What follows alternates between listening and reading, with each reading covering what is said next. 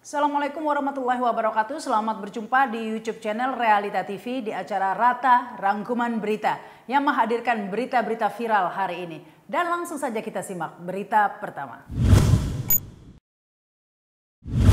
Berita pertama tentu saja kami menyoroti berita tentang drama Pilkada DKI Jakarta yang berakhir tragis karena sempat timbul harapan dan kemudian tenggelam lagi ya akan munculnya sosok Anies Baswedan di kancah Pilgub DKI Jakarta. Namun tampaknya harapan itu harus pupus begitu ya karena sampai hari ini adalah hari terakhir pendaftaran Pilgub DKI Jakarta. Ya memang saat tapping ini dilakukan pukul 12 siang ya dan sebenarnya akan ditutup pendaftaran itu pukul 23:59 ya nanti malam. Namun tampaknya susah ya jalan bagi Anies Baswedan untuk bisa berlaga di Pilgub DKI Jakarta karena semua partai politik sudah menyalonkan, sudah ada dua ya calon atau pasangan calon. Yang pertama ada Ridwan Kamil dan Suswono, kemudian ini ada Pramono Anung dan Rano Karno yang dicalonkan PDIP. Sementara Ridwan Kamil ini dicalonkan oleh Kim Plus ya, semua partai politik ada di sana ya, minus PDIP. Sehingga ya Anies Baswedan nggak kebagian.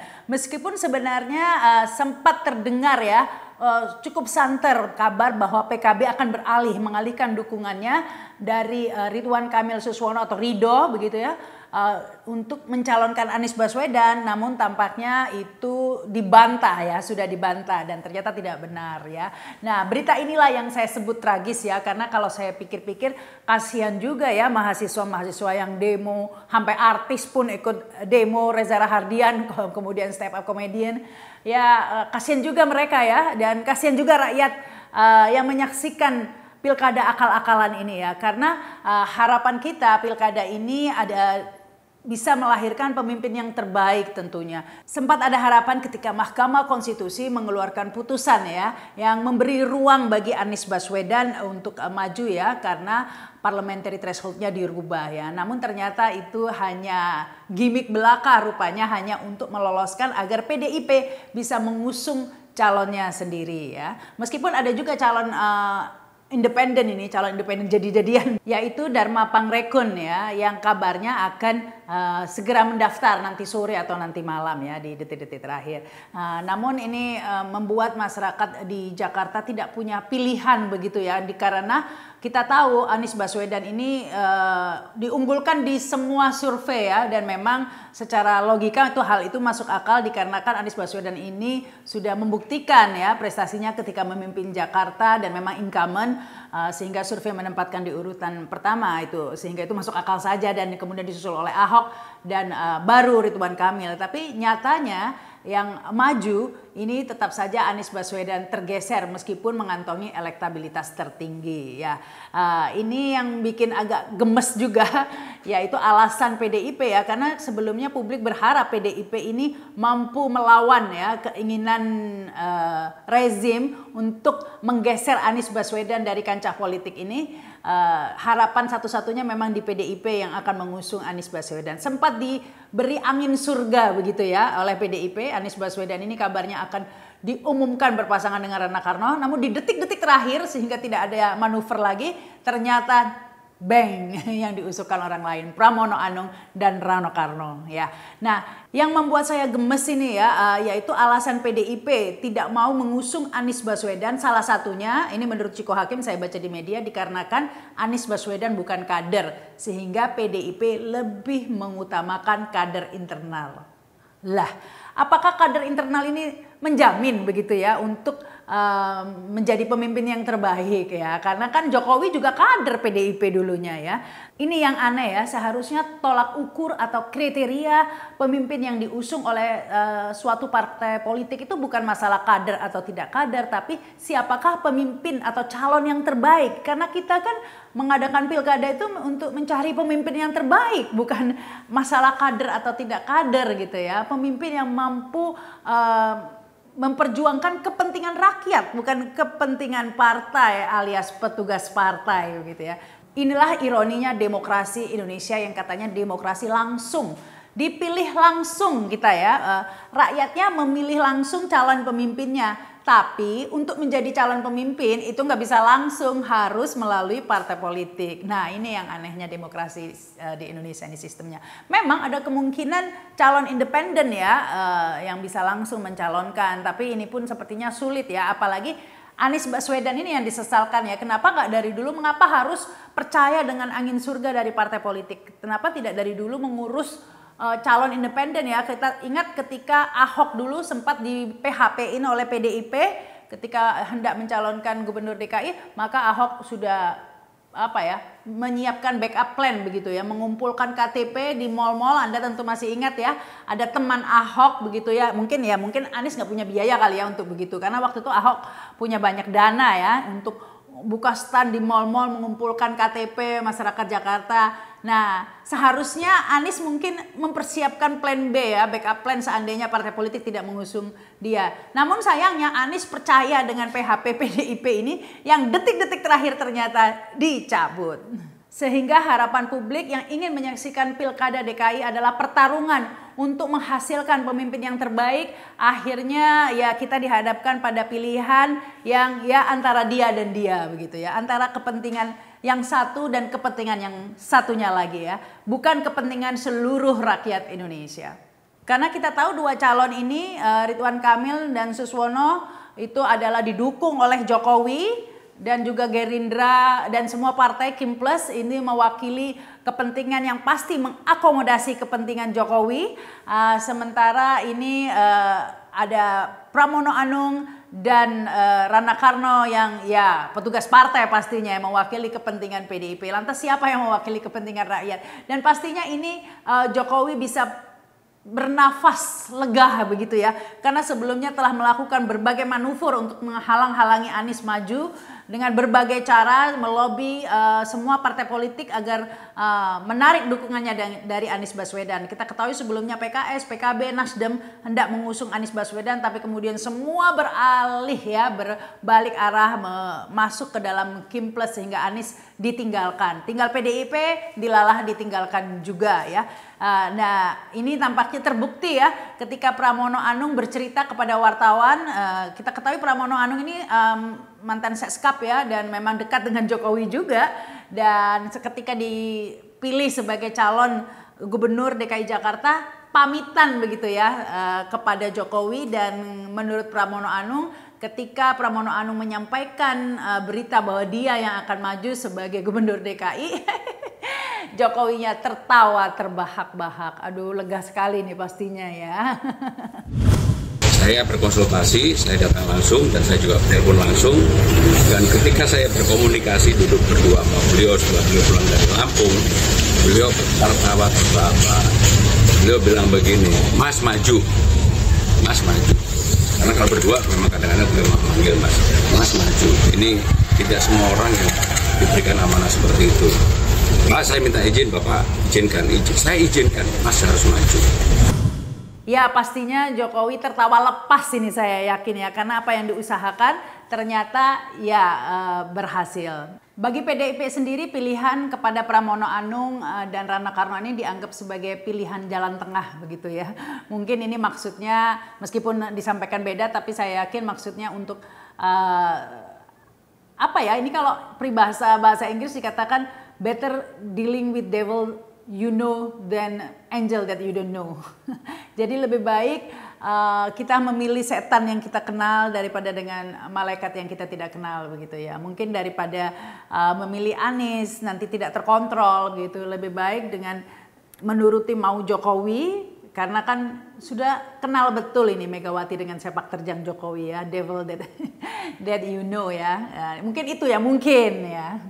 Tentu banyak yang kecewa ya ketika Anies Baswedan akhirnya tidak bisa maju dalam Pilgub DKI Jakarta, dan tak habis pikir ya bagaimana seseorang yang mempunyai elektabilitas tertinggi, artinya itu yang paling diinginkan oleh rakyat sebenarnya ya, mengapa justru tidak dicalonkan oleh partai politik ini ya. Tapi ya begitulah. Kalau menurut kalian bagaimana dengan komposisi Pilkada DKI seperti ini ya, pilihannya ada Ridwan Kamil Suswono atau Ridho, kemudian Pramono Anung dan Rano Karno, apa ya singkatannya belum ada, dan kemudian Pangrekun tadi ya, Dharma Pangrekun. Dengan komposisi seperti ini kira-kira kalian pilih yang mana? Tulis di komen ya, karena sebagian ada yang mengatakan lebih baik golput saja ya, karena ya lagi-lagi masyarakat DKI, provinsi yang besar, ibu kota, mantan ibu kota, dihadapkan pada pilihan yang sebenarnya bukan diinginkan oleh rakyat. Karena ya nama-nama tersebut secara survei, seperti Pramono Anung itu sebenarnya tidak muncul ya di survei. Tapi justru itulah yang disodorkan kepada masyarakat ya, sehingga meskipun demokrasi adalah memilih langsung, tapi yang dipilih ini loh yang nggak ada ya.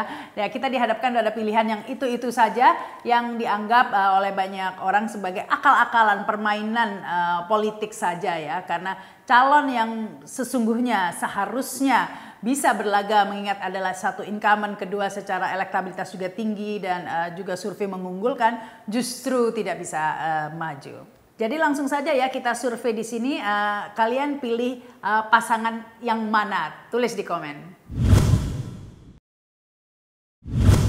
Kita beralih pada berita kedua, ini menyoroti tentang dosen UNJ ini ya, Ubedillah Badrun yang datang ke KPK bersama pengacaranya melaporkan Presiden Jokowi dan Kaisang.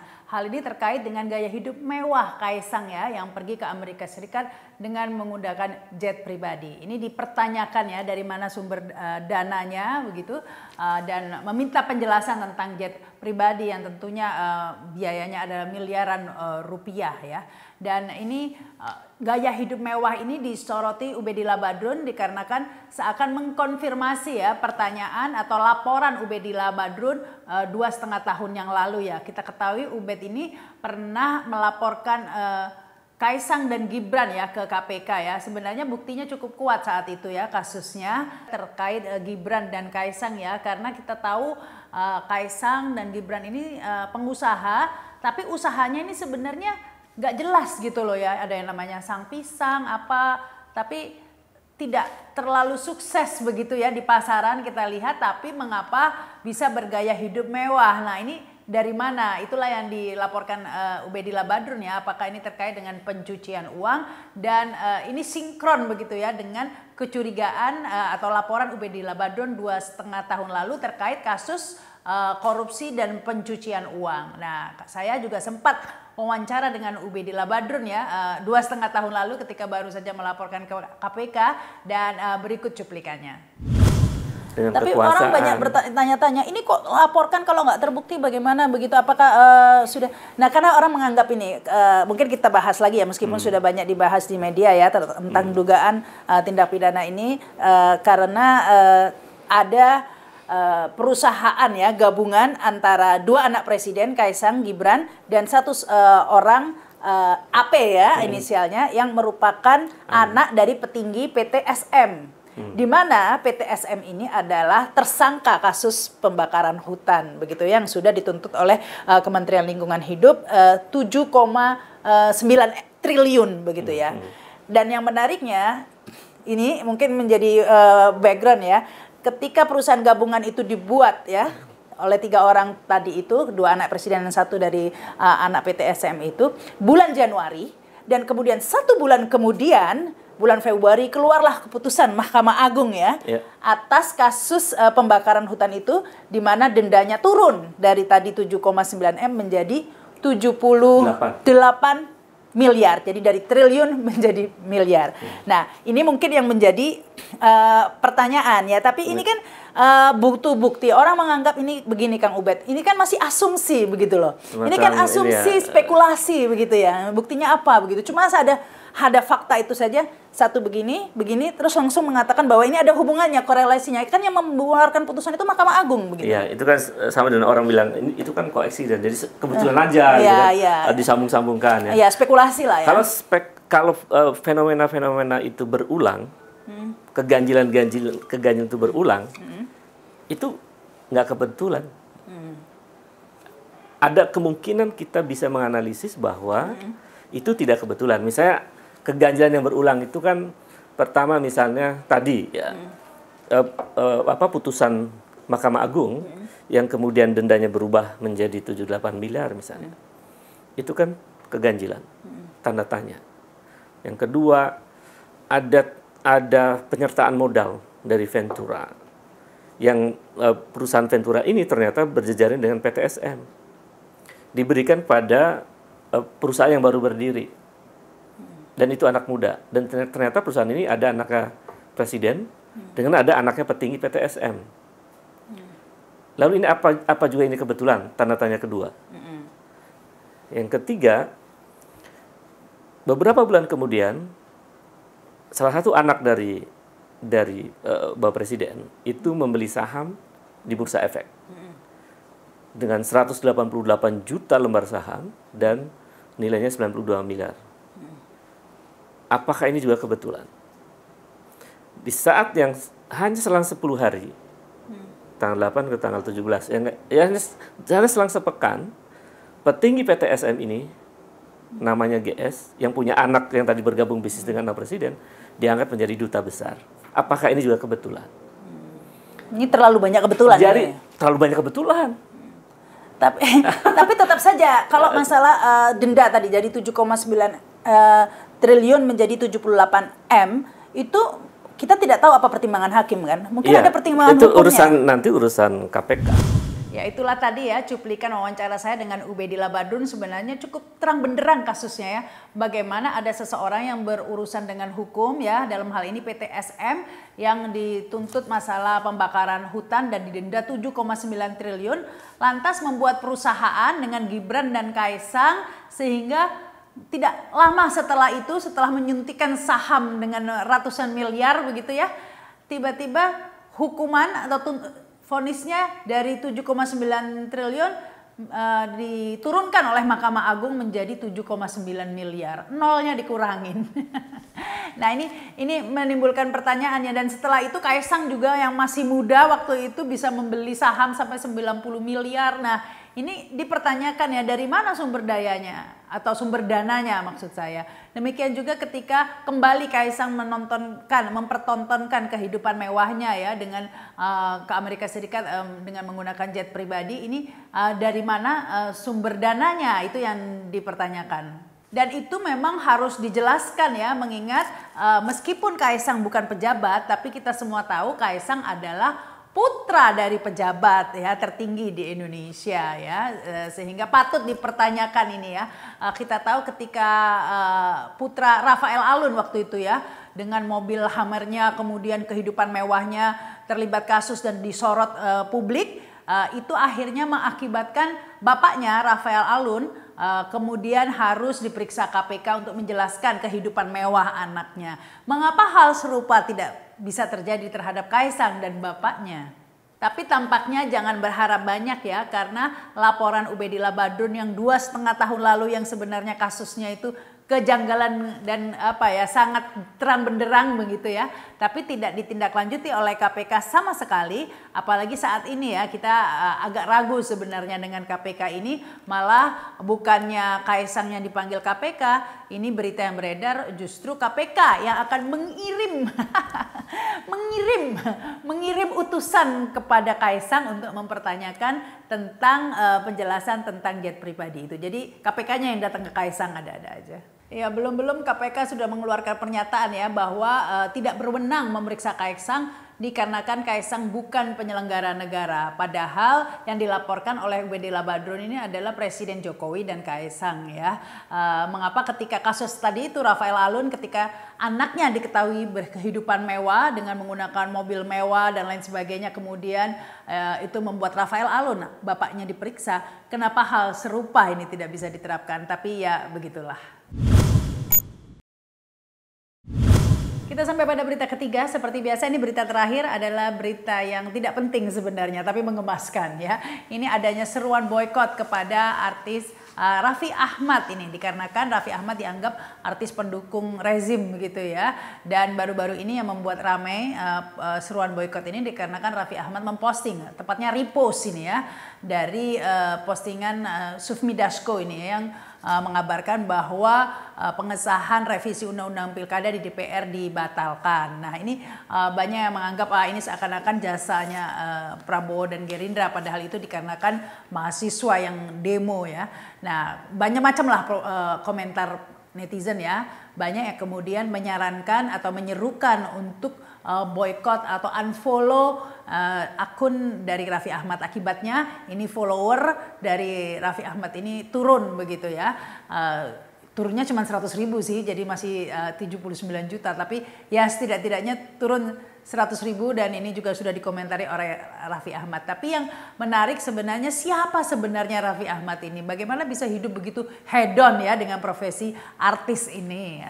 Nah kemudian banyak yang menganggap bahwa Raffi Ahmad ini sebenarnya menjadi semacam calo jabatan bagi dinasti. Hal ini dikarenakan video yang ramai beredar ya. Ini menampilkan atau menunjukkan ada Sule, ini artis Sule yang mengaku ditawari jabatan untuk mencalonkan menjadi wali kota oleh Raffi Ahmad. Loh, ngapain Raffi Ahmad kok ngurusi pencalonan wali kota ya? Berikut ini videonya. Kemarin rapi untuk di Depok apa Bekasi? Bekasi, wali kota Bekasi. Rapi nelpon. Mau nggak jadi wakil wali kota? Pagi-pagi jadi wakil wali kota. Ngopi dulu napa? Dengar lagu Wali Baru bangun wali kota, Pak. Kan bingung kan. Ya itulah tadi video yang viral ya hari ini, dan netizen pun kemudian mulai membanding-bandingkan ini Raffi Ahmad dengan Reza Rahardian yang menunjukkan sikapnya untuk ikut demo dan meneriakkan ketidaksetujuan kepada pengrusakan demokrasi di Indonesia. Nah ini kalau pendapat kalian bagaimana ya? Masih follow atau unfollow Raffi Ahmad ini ya? Silakan tulis di komen. Demikianlah Rata rangkuman berita kali ini. Pastikan kalian subscribe dan komen di YouTube channel Realita TV. Yang pasti tetap stay waras ya. Meskipun pejabatnya, anggota dewannya, partai politiknya banyak yang sudah mulai gila. Saya Rama Sarita. Wassalamualaikum warahmatullahi wabarakatuh. Sampai jumpa.